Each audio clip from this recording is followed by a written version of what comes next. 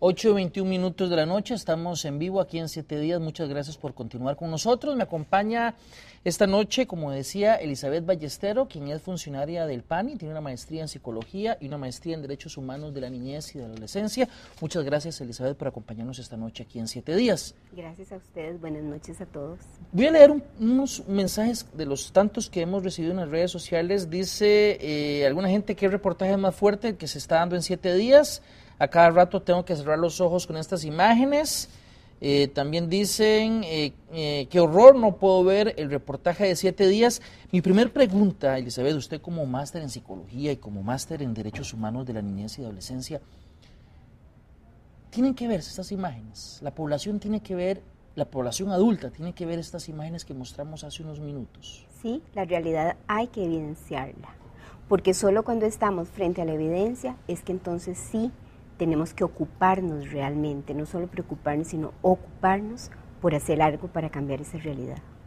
Elisa, yo recuerdo, desde niño yo escuchaba esas historias de que los padres o madres ponían las manos de sus hijos o hijas en los discos de la cocina para castigarlos, y yo escuchaba y pensaba que eso era algo que pasaba hace muchos años, hace 40, 50 años. Pero estamos viendo que eso pasa en el 2014. La violencia es un asunto de abuso de poder. Y en la cadena de los seres humanos, los niños y las niñas son los que históricamente, culturalmente en la sociedad tienen menos poder.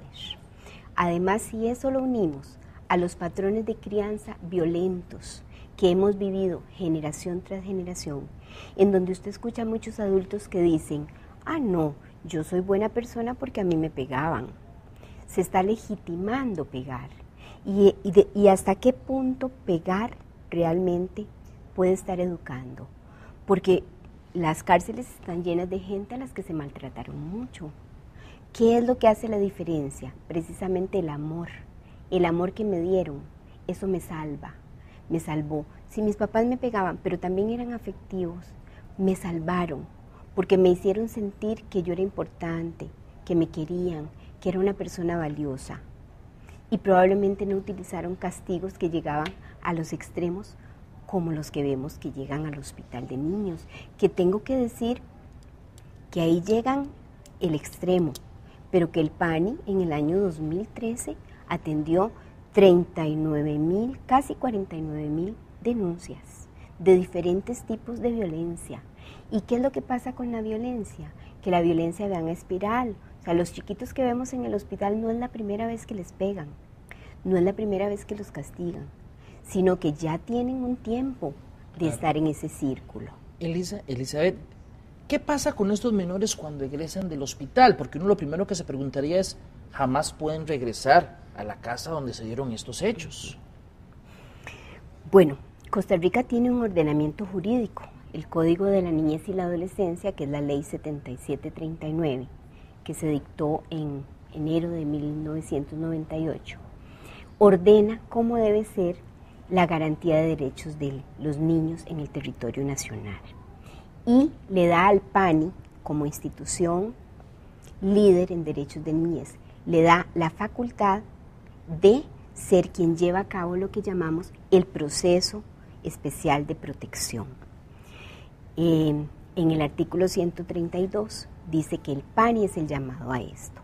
Entonces, todos estos casos se ven, se analizan de acuerdo al modelo de gestión que tiene el PANI y se llevan a ese proceso especial de protección. Ahora bien, regresan a sus casas, uno se preguntaría, la respuesta lógica parecería no, casos extremos como el de la aguja que vimos, como el de las palmas en los discos, pero hay algunos casos donde se valora individualmente y puede resolverse que sí. Todos los casos tienen que ser valorados individualmente. ¿En qué caso podría ser sí? Para que la gente entienda que no todos los casos terminan en otro lugar que no sea el hogar, los niños no regresan al hogar. O sea, hay casos de evidente vulnerabilidad y hay criterios para eso. Nosotros usamos criterios como la cronicidad, como la edad del niño, criterios establecidos ¿Qué que tan nos frecuente dicen se da, por ejemplo? la frecuencia, si hay alrededor personas que pueden ayudar a los niños, si el ambiente es contenedor o no. Si se demuestra que es un asunto accidental, Sí. que difícil en los casos que mostramos, obviamente, pero hay algunos casos en que puede parecer un caso de agresión y resulta que es... Si es una cosa como de patrón de crianza, y en esto voy a contarles una anécdota de hace muchos años de una mamá que agarró, la chiquita estaba portándose mal, agarró un zapato y se lo tiró dizque para que se portara bien, y resulta que el tacón del zapato se le clavó a la niña.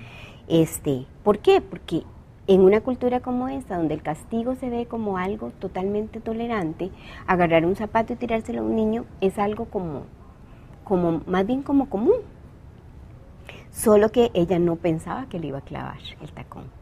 Entonces, ese caso se analizó, se trabajó, obviamente se separa el niño de la persona agresora, se pone la denuncia, porque también eso lleva un proceso a nivel judicial, pero también se le da tratamiento. Y dentro del modelo de atención del PANI tenemos no solo que investigar y que ver los factores de vulnerabilidad y los protectores, sino que también tenemos que dar tratamiento para ver si funciona. Porque una de las cosas que más daño le hacen a los niños es la separación de su familia. Y se les separa cuando solo corre riesgo como evidente los casos que mostramos. Cuando hablamos del riesgo inminente, que es cuando su vida, su integridad puede peligrar. Elizabeth, se presenta, me imagino, obviamente, una denuncia penal cuando se dan casos como los que vimos ahora. Se presenta ya sea por el PANI o por el hospital, pero se presenta evidentemente. De igual manera, yo tengo que referirme aquí a la normativa existente. El artículo 49 del Código de Niñez y la Adolescencia dice que con la sospecha de algún tipo de maltrato, cualquier funcionario público, aquí no estamos hablando solo del Hospital de Niños y del PANI, cualquier funcionario público que en ejercicio de sus funciones conozca de estas sospechas, tiene que notificar al Ministerio Público, y esto es muy importante. Es al Ministerio Público, no es al PANI. El Ministerio Público es quien investiga los delitos en el país, no el PANI. Ahora bien, el PANI le da, entiendo, seguimiento a casos judiciales de este tipo. Bueno, el PANI, dentro de sus funciones, tiene el dar seguimiento, en lo que llaman es apersonarse, digamos, a los procesos penales. Sin embargo, yo aquí también tengo que ser muy clara. De casi 40,000 denuncias del año pasado, que 8,000 de esas fueron trabajadas en procesos especiales de protección, tenemos 99 abogados en todo el país para poder apersonarse a los procesos. ¿Qué es lo que se hace? Se prioriza. Se prioriza porque es imposible, o sea, solo divida usted 40,000 entre 99. ¿Cómo? Y no es solo apersonarse a los procesos, es también estar haciendo otra serie de procesos de todas las otras denuncias que no son esas 2,000 del hospital. Ahora bien, le entiendo el punto de la falta, digamos, de recursos y de personal y lo que usted dice que se prioriza. En ese proceso puede ser que algún caso que a principio pareciera no ser grave, termine siendo grave por esa carencia de personal que tienen ustedes. ¿Cuántos ocuparían ustedes para decir, bueno, estamos dando la talla que deberíamos de dar en una situación como esta que decimos 6 niños por día, solo en el hospital de niños? Vea, el PANI, profesionales que atienden denuncias, que dan tratamiento, que dan seguimiento en alternativas de protección, entre todos suman unos 300 en todo el país. Entonces yo más bien le devuelvo la pregunta, ¿300 funcionarios alcanzan para ver realmente todo ese montón de denuncias? Hacemos lo humanamente posible y priorizamos que los niños estén con su familia.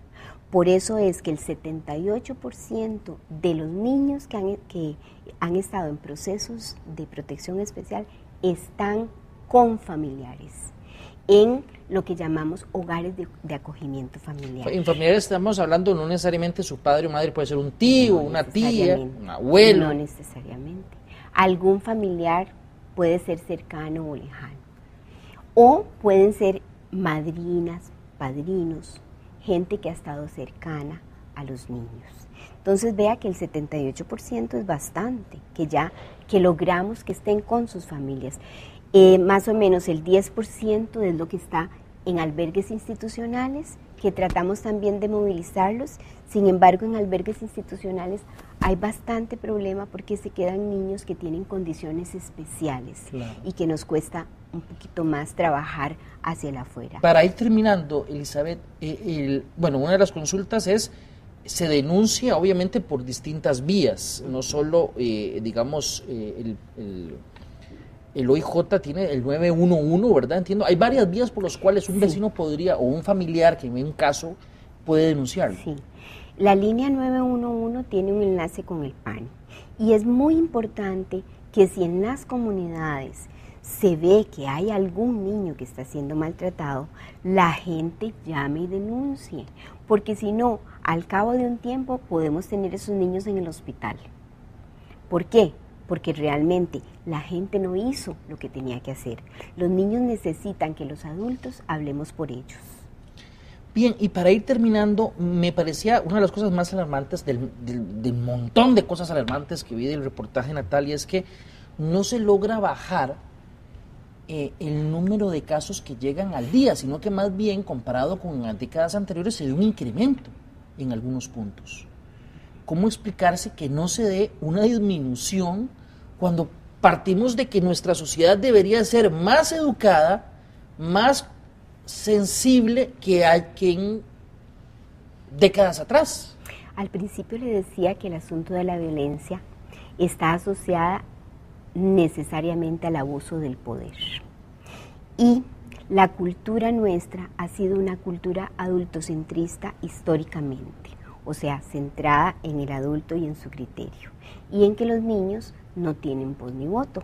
Es lo que estamos intentando cambiar desde hace algún tiempo, desde que el Código de Niñez y Adolescencia sale aquí en Costa Rica, y ya desde antes, cuando se aprueba la Convención y es ley de la República, la Convención de Derechos de Niñez y Adolescencia.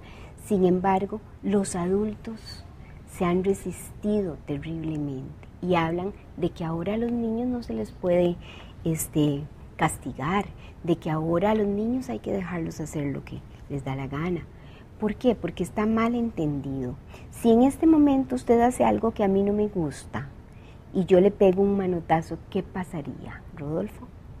¿Qué pasaría? Posiblemente Dígame. Me enoje mucho yo. Ok, entonces, ¿por qué con un niño tiene que ser diferente? O sea, necesitamos de la violencia para educar a un niño, y la violencia, como le decía antes, va en espiral. Entonces, te pego un manotazo, pero después ya te pego una patada, y después ya te amenazo, y después puede el niño terminar en el hospital. Le agradezco muchísimo, Elizabeth, por participar de este programa, en este tema que, como le decía yo a los televidentes, y lo reitero, estas historias de los discos, del disco, la aguja, uno los había escuchado y pensaba que eran historias de hace décadas y que difícil o casi imposible que se dieran en el contexto actual. Sin embargo, lamentablemente, no es que se dan, es que se dan con mucha frecuencia al día, 6 casos al día. Le agradezco mucho, Elizabeth, por acompañarnos hoy en 7 días para hablar de ese tema tan importante. Mucho gusto, gracias. Vamos a una nueva pausa comercial, ya continuamos con más del programa.